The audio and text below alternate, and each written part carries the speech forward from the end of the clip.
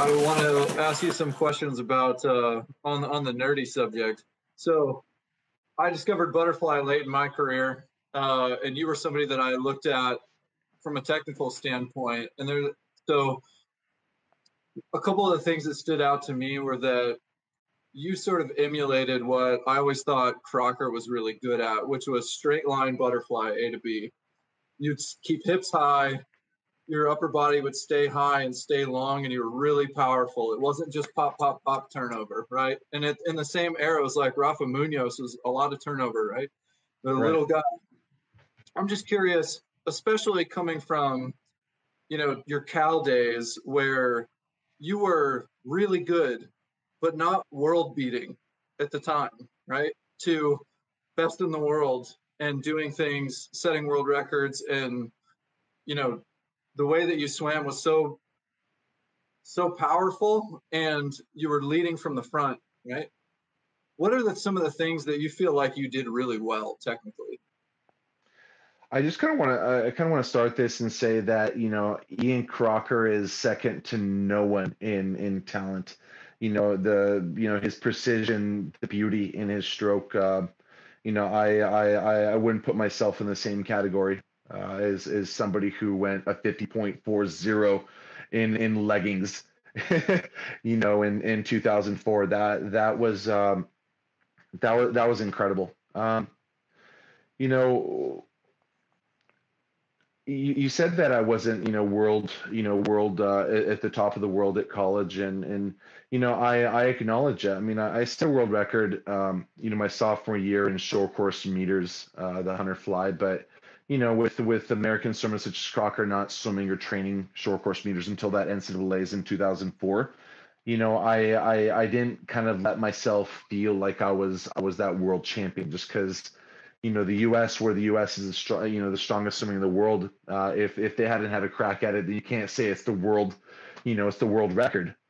For me, it was just kind of the world's best at that moment. But with Mike Bottom, Mike, I went to Mike Bottom. For me, I chose my school based on really the coach, and my top three schools were Cal, Auburn. And it was SMU, believe it or not. I knew that Lars Frolander, became, he was training at SMU. He went to SMU, and I fell in love with the city of Dallas, and but for me it was just like, okay, well, I want to be in position to be the world champion someday, and then there was Auburn, and just looking at what Dave Marsh had done with a school that literally nobody wanted to go to, and this isn't throwing shade at at Auburn, like, it has got nothing to do with that. For me, it was just like, okay, like if I go to Auburn, I could be swimming with all these great athletes, but at that time I specifically remembered that their people were talking about whether their education and their diploma was worth what what a college degree was. And this is the true story back then. It wasn't for all the majors, but for some, that was the case. But, with Cal, I had the opportunity to go to a coach that truly believed and was marketed as a swim guru. Here was a guy that, was thinking outside of the box. And for me to, work with someone like that and who was so technical, it was a gift just because we were able to develop something that, other people weren't doing. You guys heard about the 3 styles of freestyle. Well, you know what? And, with Mike Bottom, he was one of the first people that started entering at the top of the stroke with flat hands or their pinkies first. Right. And the idea with that is, most people, including Phelps, and if you look at a lot of underwater video footage in fly and freestyle, they enter with their thumbs first, and they scull outwards, and then scull inwards, and then finally scull back. So it's like a question mark kind of look. Whereas, it's like, well, that question mark, that outer part, like that's water and energy that you're throwing outward and then inward. But none of that is actually pushing water backward where you want to go. So, it seems so simple, but you cannot teach it and you can't push it on most athletes that have not established that anchor. Where you plant your hand, that's where your hand needs to stay, and your body needs to move past that your hand.